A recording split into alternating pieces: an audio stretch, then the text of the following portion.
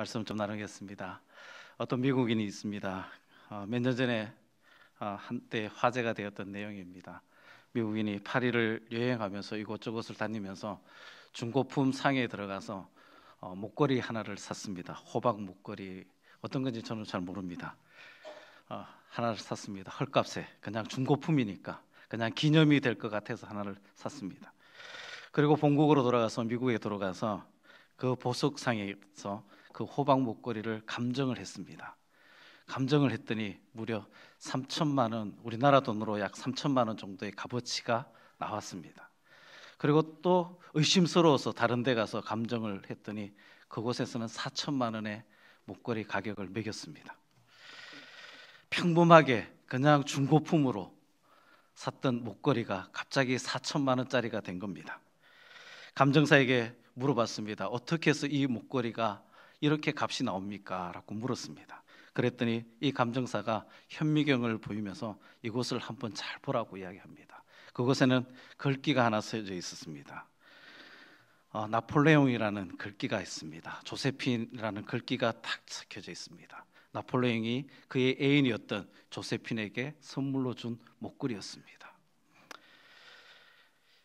나폴레옹이라는 이름 하나 때문에 그 평범하고 별 가치 없었던 호박 목걸이, 중고품이 갑자기 4천만 원이 뛰어오른 겁니다.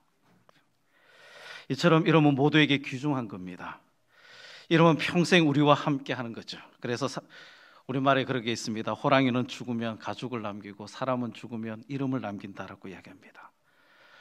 과연 우리가 이름을 남기고 있느냐, 중요한 거죠. 이름은 또 우리의 인격과 생애를 함축적으로 나타내는 것이 이름입니다. 왜냐하면 우리의 인격과 생애가 이름에 담겨져 있기 때문입니다. 우리 성도님들의 이름이 그저 평범하게 지어진 이름이 아닐 겁니다. 부모님이든 그 위에 할아버지든 누군가가 우리 성도님들의 이름을 지었을 때는 평범한 이름이 아니라 이런 사람이 되기를 소망하며 그의 인생을 보면서, 미래를 바라보면서 그 이름을 지어줬을 겁니다. 그만큼 이름은 중요합니다. 오늘 본문에서 우리는 인류 역사상 가장 중요한 이름을 만나게 됩니다. 그것은 바로 하나님의 이름인 여호와라는 이름을 발견하게 됩니다. 우리가 하나님의 이름을 아는 것은 매우 중요합니다. 왜냐하면 하나님의 이름을 통해서 우리가 믿고 고백하는 하나님이 어떤 분인가를 알 수 있기 때문입니다. 또한 우리가 하나님의 이름의 의미를 알면 알수록 우리는 더욱 하나님을 믿고 의지할 수밖에 없다라는 사실을 알게 될 것이기 때문입니다. 그래서 시편 기자는 이렇게 이야기합니다. 여호와 주의 이름을 아는 자는 주를 의지하오리니 이는 주를 찾는 자들을 버리지 아니하심이니이다 라고 이야기합니다. 주의 이름을 아는 자는 주님을 의지한다라는 겁니다. 하나님의 이름을 제대로 아는 사람은, 하나님의 이름을 제대로 믿는 사람은 하나님을 의지할 수밖에 없다라는 겁니다. 오늘 본문은 모세가 하나님이 출애굽에 대한 계획을 말씀하시고 또한 모세를 쓰시고자 하셨을 때 하나님께 던진 그 질문으로 배경을 하고 있습니다. 하나님이 모세에게 출애굽 계획을 알리시면서 그가 그 일을 위해서 부름을 받았다라고 하셨을 때 모세는 하나님께 이런 질문을 던집니다. 오늘 본문의 13절 말씀입니다. 우리 13절 말씀 한번 같이 더 읽었으면 좋겠습니다. 13절입니다. 모세가 하나님께 아뢰되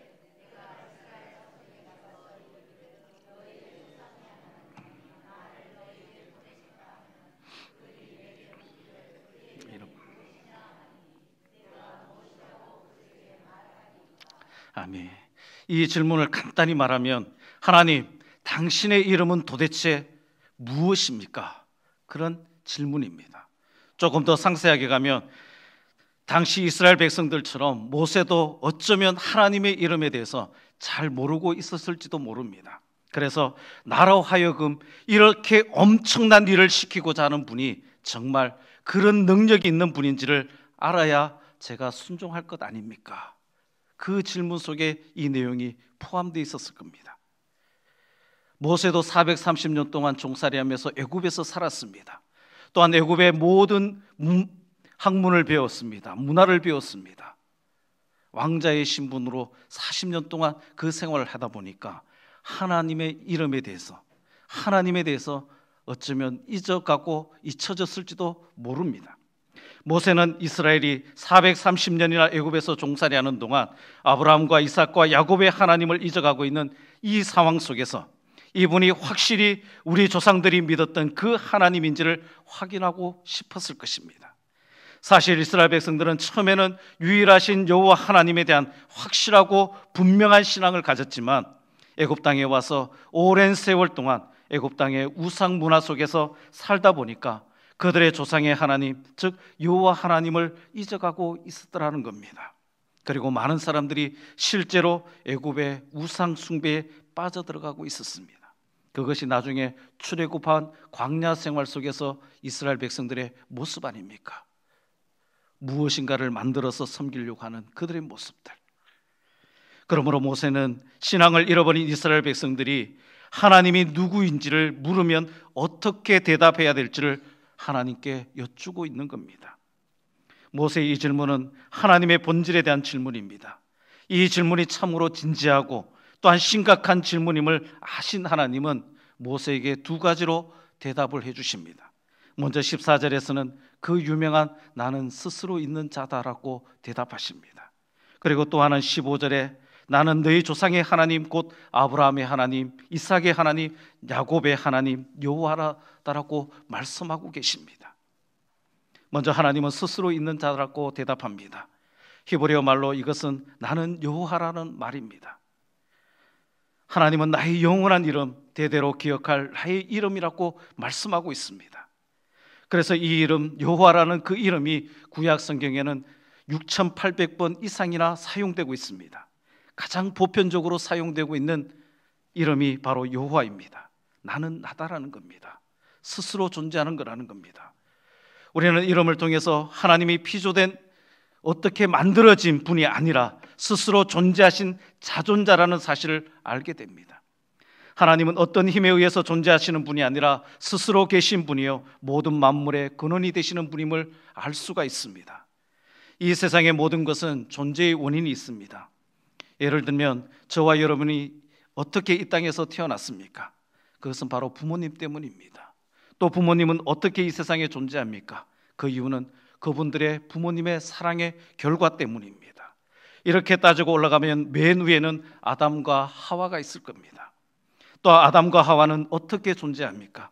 창세기 1장 27절에 보니까 이렇게 되어 있습니다. 하나님이 자기 형상 곧 하나님의 형상대로 사람을 창조하시되 남자와 여자를 창조하시고, 결국 우리들의 존재는 하나님에 의해서 지음을 받았다라는 겁니다.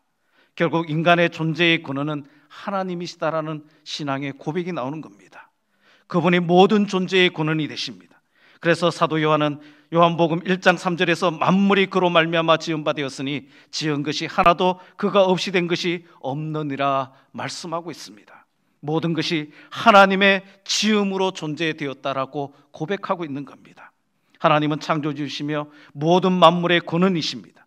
그분은 모든 것의 시작이 되십니다. 그러기에 그분을 알파와 오메가라고 고백하고 있는 겁니다. 그분은 스스로 계시기에 누구에게 의존할 필요가 없습니다. 하나님만이 스스로 계시는 분입니다. 그렇다면 우리가 믿는 하나님이 스스로 계신 분이라는 사실이 우리에게 어떤 의미가 주어집니까? 그것은 우리가 하나님이 지으신 피조물이라는 사실을 깨닫게 된다는 겁니다. 이게 왜 중요합니까? 우리는 우리의 존재의 근원 되신 하나님, 스스로 존재하시는 하나님을 의존하지 않고는 살 수 없는 존재라는 사실입니다. 우리가 하나님에 의해서 존재하기 때문에, 하나님에 의해서 지음을 받았기 때문에 우리가 하나님 없이는 살아갈 수 없는 존재라는 사실입니다. 우리의 모든 인생의 삶이 다 하나님께 의존하는 삶을 살아야 될 것을 이야기하고 있는 겁니다. 우리는 전적으로 하나님께 의존되어 있는 존재이기에 하나님을 의존하지 않고는 살아갈 수가 없습니다. 또 우리가 믿는 하나님이 자존자요 만물의 권원자이시기 때문에 우리가 믿고 의지할 수 있다라는 사실입니다. 세상에는 많은 신들이 있습니다. 그렇죠? 일본에는 800만 개의 신이 있다고 이야기합니다. 인도에는 1억 개 이상의 우상이 있다고 이야기합니다. 그러나 그것들은 다 하나같이 가짜입니다. 인간들이 자기들을 위해서 만들어 놓은 우상에 지나지 않습니다. 그것을 향해서 시편 기자는 이렇게 고백합니다. 시편 115편 4절에서 7절 말씀까지 우리 한번 읽었으면 좋겠습니다. 우리 같이 보겠습니다. 시작. 그들의 우상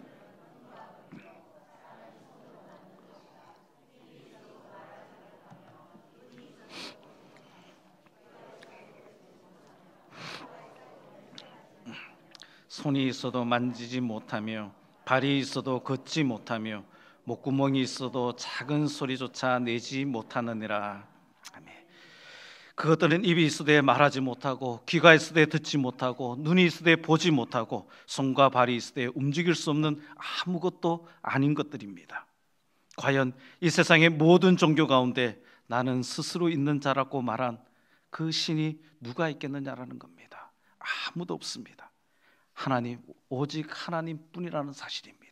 다른 누군가에 의해서 만들어졌고 다른 누군가에 의해서 생겨났던 그 모든 신들이라고 이야기하는 이렇게 이상의 그 신들이 스스로 있다라고 이야기한 것은 아무도 없습니다. 오직 하나님만 나는 스스로 있는 자라고 선포하고 계십니다.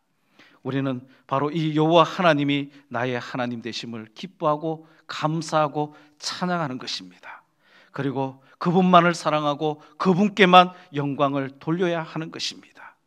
그리고 아직도 이 피조물을 섬기고 있는 어리석은 또한 불쌍한 사람들에게 나는 스스로 있는 자라고 말씀하신 창조주 하나님을 소개하고 전해야 하는 의무가 우리에게 있다라는 사실입니다. 이번 명절 우리의 삶 속에서 참 많은 친척들을 만났을 겁니다. 우리는 하나님을 믿어서 참 좋은데 스스로 계신 이 하나님을, 창조주 하나님을 만나서 하나님께 영광 돌리고 감사하는데 우리 주위의 친척들 속에서는 아직도 예수를 알지 못하는, 이 하나님을 알지 못하는 그런 분들이 있다면 그 사람들에게 이것을 가르쳐 줘야 되지 않겠습니까? 비단 교회에 나오는 것으로 끝나는 것이 아니라 제가 수요일 날도 이야기했던 것처럼 후대에 전해지는, 우리는 하나님을 알고 하나님의 이름을 알고 그분의 능력을 알고 그분을 찬양하고 경배하는데 우리의 자녀들은 과연 하나님을 알고 하나님을 경험하고 있는지, 그 하나님의 이름 앞에 감사하고 찬양하고 있는지, 그 능력 많으신 그 하나님 앞에 엎드려 경배하고 있는지를 우리는 다시 점검할 수 있기를 소망합니다. 또 나는 스스로 있는 자라고 하신 이 말씀 속에는 그분은 영원하신 분이라는 뜻이 포함되어 있습니다. 스스로 있는, 있다라는 이 동사는 1인칭 미완료형이라고 이야기합니다. 다시 표현하면 과거에도 존재했고 현재에도 존재하며 미래에도 존재한다라는 그 의미가 포함되어 있습니다. 나는 과거에도 있었고 현재에도 있을 뿐만 아니라 앞으로도 있을 자라는 그 말이 포함되어 겁니다. 이것은 하나님의 속성 중에 영원히 거하시는 분임을 의미합니다. 그분은 알파와 오메가요, 이제도 있고 전에도 있었고 장차 오실 분입니다. 그분은 시간이 시작되기 전에도 계셨으며 종말 이후에도 영원히 계실 분이십니다. 그분이 없었던 때가 없었고 그분이 안 계실 때가 없습니다. 그분은 영원히 계신 분이시기 때문에 늘 계시는 분입니다. 하나님은 모든 존재의 시작이며 모든 존재의 나중이시니 영원 전부터 영원한 미래까지 영원토록 존재하시는 분이 바로 하나님이십니다. 우리가 믿는 그 하나님이 바로 이런 분입니다. 사실 하나님의 변함없는 사랑과 약속을 우리에게 가르치고 있습니다. 그런데 세상은요, 참 많은 것이 변합니다. 우리의 모습만 보더라도 그렇습니다. 사람의 생각이 바뀌고요, 말이 바뀌고요, 행동이 바뀝니다. 무엇 하나 오래 가는 것이 없습니다. 오늘 다르고 내일 다릅니다. 어떤 분들이 이 내용에 대해서 빗대어서 이렇게 이야기합니다. 오늘날의 정치를 보면 적도 없고 동지도 없는 것을 알 수 있다라고 이야기합니다. 오늘 나의 이익과 이해관계가 중요할 뿐이라고 이야기합니다. 어제의 적이 오늘의 동지가 되고 오늘의 동지가 내일의 원수가 되는 것, 이것이 오늘 우리가 살아가고 있는 이 세상의 모습이다라는 사실입니다. 언제는 죽일 듯 원수같이 지내다가 언제는 죽고 못 사는 동지로 지내는 것. 그러나 하나님은 약속하신 것은 지키시는 분입니다.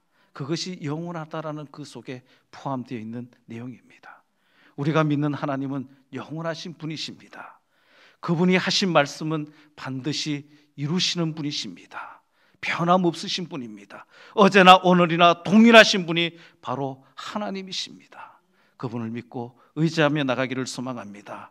민수기 23장 19절의 말씀을 우리 한번 같이 봤으면 좋겠습니다. 민수기 23장 19절 말씀입니다. 같이 봅니다. 하나님은 사람이 아니시니 거짓말을 하지 않으시고 어찌 그 말씀하신 바를 행하지 않으시며 하신 말씀을 실행하지 아니하시리라. 아멘. 우리는 변함없이 신 그 하나님을 나의 하나님으로 섬기게 됨을 감사하고 찬송할 수 있어야 됩니다. 그리고 어제나 오늘이나 동일하셔서 약속을 반드시 지키시고 이루시는 그 하나님을 믿고 의지하며 나가기를 소망합니다. 그래야 하나님의 영원하심을 우리의 삶 속에서 날마다 체험하고 하나님께 영광 돌리는 우리의 삶이 되기를 소망합니다. 하나님의 속성만 제대로 알아도요, 우리가 하나님을 찬양하지 않고는 견딜 수가 없습니다. 우리는 아까도 이야기했던 것처럼 끊임없이 변합니다. 오늘 다르고 내일 다르고, 이 자리에서 이야기했던 것 저 자리에서 이야기했던 것이 다르고 다르지만 하나님은 한 번 약속하신 것은 반드시 실행하시고 지키시는 분이 하나님이십니다. 그분을 의지하고 나간다면 우리의 삶 속에는 늘 기쁨과 감사와 하나님이 주시는 그 승리가 우리 삶 속에 있을 줄 믿습니다. 또한 하나님은 이렇게 자신을 스스로 있는 자, 모든 만물의 근원자가 되시고 또한 영원하신 분으로 우리에게 가르치신 후에 15절에서 또 이렇게 이야기하고 있습니다. 우리 15절 말씀, 본문 15절 말씀입니다. 우리 같이 보겠습니다. 하나님이 또 모세에게 이르시되 이스라엘 자손에게 이같이 이르기를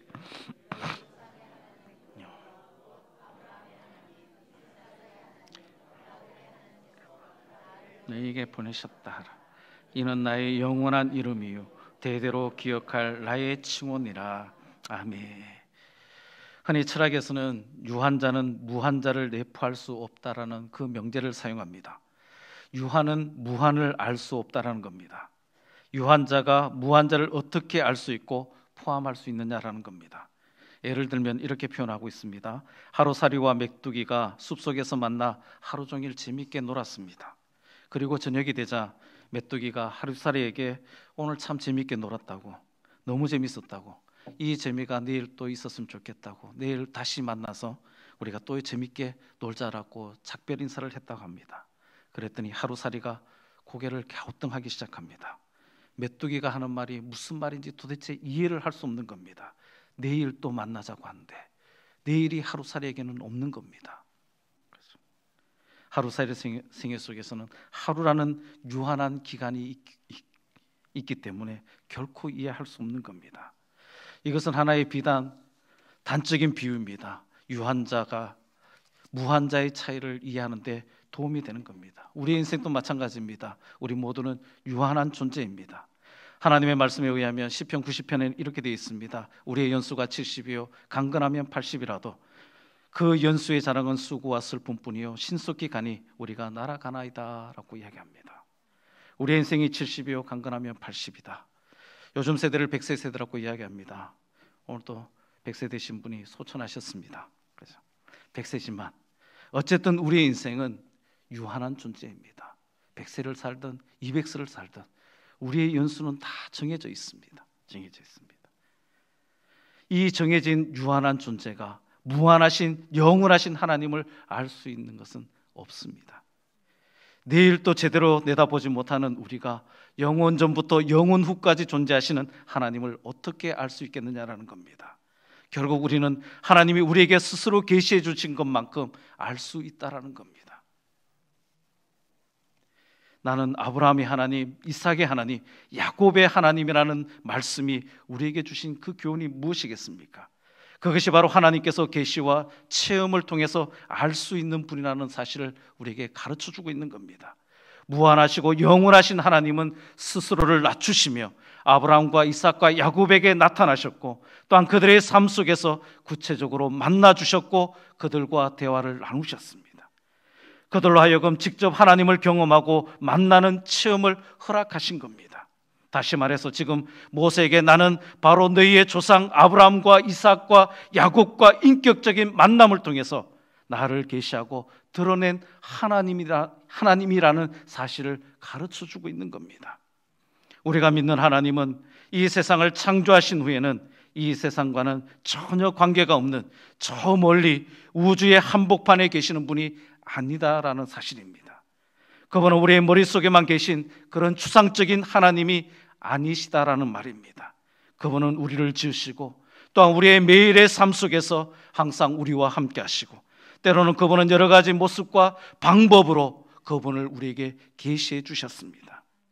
바로 이런 인격적인 하나님, 이런 체험적인 하나님이 바로 우리 하나님이십니다. 날마다 우리와 동행하시는 하나님, 날마다 우리를 만나 주시는 그 하나님, 날마다 우리에게 말씀하시는 이 하나님을 오늘 우리가 진정으로 믿고 따르고 우리의 삶이 되기를 소망합니다. 우리의 입술로는 하나님을 믿는다라고 이야기하면서 우리의 구체적인 삶 속에서는 내가 하나님이 되어 있지 않은지 한번 점검해 보시기 바랍니다. 하나님이 우리의 주인이라고 이야기하면서 그 주인의 자리에 우리가 올라가 있지 않는지 한번 돌아보시기 바랍니다. 하나님이 우리와 말씀하시고 만나주시고 우리의 삶의 모든 삶 속에 구체적인 모든 상황들을 말씀하고 이끌어 가시는데 때로는 우리가 그 자리에 서서 우리의 삶을 우리 스스로 이끌어 가려고 하는 그런 모습은 없는지 한번 돌아보시기 바랍니다. 하나님은 오늘 또 우리와 함께 하시는 하나님입니다. 우리 믿음의 조상들과 함께 하시고 그들과 대화하시고 그들을 만나주시고 그들을 고쳐주시고 그들을 인도하시고 그들과 함께 하셨습니다. 오늘 우리 속에서도 변함없이 동일하신 그 하나님께서 우리에게 찾아오셔서 우리와 대화하시고 우리를 만나주시고 우리의 걸음걸음들을 인도하시고 우리의 삶의 힘든 상황들 속에서도 우리를 보호하시고 지키시는 그 하나님인 것을 믿으시기를 소망합니다. 우리는 오늘도 변함없이 온 세상을 다스리고 계시는 그분이 나의 하나님 되심을 깨닫고 하나님의 이름을 믿고 의지하며 살아가는 우리 귀한 성도님들을 다 되기를 소망합니다. 우리 성도님들만 아멘할 것이 아니라 우리 자녀들에게도 이 사실을 가르쳐 주기를 소망합니다. 하나님이 오늘 그것을 이야기하고 있습니다. 아브라함과 이삭과 야곱의 하나님, 너희 조상들과 함께 하셨던 그 하나님, 그 조상들에게 만나 주셨던 하나님, 그 조상들에게 약속하셨던 그 하나님이 오늘 출애굽 당시에 그 사람들에게도 나타나셔서 그 하나님이 동일하신 하나님이라 말씀하고 있습니다. 오늘 우리가 체험하고 있는 그 하나님이 그 앞에 아브라함과 만나 주셨던 그 하나님, 이삭과 만나 주셨던 그 하나님, 야곱과 만나 주셨던 그 하나님이 오늘 우리 찾아오셔서 우리와 만나 주시고 우리의 만나 주신 그 하나님이 우리 자녀들과도 만나 주신 그것을 확신하며 나가는 귀한 은혜가 있기를 소망합니다. 이것이 바로 세상 속에서 승리하는 비결 아니겠습니까? 세상은 참 힘듭니다. 어렵습니다. 고달픕니다. 힘들고 어려운 시간들이 참 많습니다. 그러나 하나님을 믿고 나가는, 그 하나님을 의지하고 나가는, 나와 함께 하시는 그 하나님을 신뢰하고 나가는 그 사람에게는 반드시 승리함이 있다라는 사실 기억하기를 소망합니다. 시편 9편 10절에는 이렇게 되어 있습니다. 우리 시편 9편 10절입니다. 우리 같이 한번 보겠습니다. 여호와의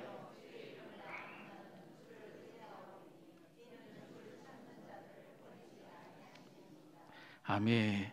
주의 이름을 아는 자는 주를 의지하오니 주를 찾는 자를 하나님이 버리지 않으신다고 말씀합니다. 하나님을 아는 자가 하나님 찾는 것 아닙니까? 그 하나님을 찾는 자를 하나님이 결단코 버리지 않겠다고 말씀합니다. 성경의 수많은 곳을 찾아봐도 하나님을 찾는 자에게 하나님이 능력 베푸시고 은혜 베푸셨습니다. 놀라운 것을 베풀어 주셨습니다. 우리가 힘든 상황, 어려운 상황, 또한 이 한 해를 지나는 그 속에서 많은 어려움들, 힘듦들, 문제들이 산더미같이 쌓여져 있다 할지라도 하나님을 알고 하나님을 찾는 자들 하나님이 결코 버리지 않으시고 이끌어 주시겠다고 말씀합니다. 말씀을 정리하겠습니다. 소년 다윗이 거인 골리앗과 마주쳤을 때 그의 외침이 무엇입니까? 그에게는 외적인 무기가 전혀 없었습니다. 단지 물맷돌밖에는 없었습니다. 그러나 거인 골리앗을 물리쳤습니다. 그에게는 다른 것이 있는 것이 아니라 만군의 여호와의 이름이 그에게 있었다라는 사실입니다. 그것은 세상의 모든 권세의 권원이시고 또한 영원토록 자존하시는 능력의 하나님, 그리고 그분의 백성과 함께 하시는 여호와 하나님을 알고 그 이름을 의지해 나갔기에 다윗은 승리할 수 있었습니다. 오늘 우리 속에서도 하나님의 이름을 온전히 기억하고 그 이름을 믿고 의지하며 살아간다면 이 땅의 어떤 권세도 어떠한 능력도 물리칠 수 있게 될 것입니다. 이 안에 우리 속에 답답한 일이 있다 할지라도 하나님의 이름을 기억하십시다. 또한 힘든 일이 있다 할지라도 하나님을 온전히 의지할 수 있기를 소망합니다. 그 이름 믿고 나가서 승리하는 우리 귀한 남웅의 성도들 다 되기를 소망합니다. 기도드리겠습니다. 살아계신 아버지 하나님, 감사를 드립니다. 하나님의 이름을 알고 또한 하나님의 이름을 의지하는 자를, 찾는 자를 버리지 않겠다고 말씀하신 아버지 하나님, 오늘 우리가 하나님의 이름을 알고 그 이름을 믿고 그 이름을 의지하며 나가는 우리 귀한 성도들 되어서 이 한 해 승리하며 하나님 앞에 마음껏 영광 돌리는 귀한 우리 남홍의 모든 식구들 다 될 수 있도록 주님 축복하여 주옵소서. 감사드리며 예수님의 이름으로 기도드리옵나이다.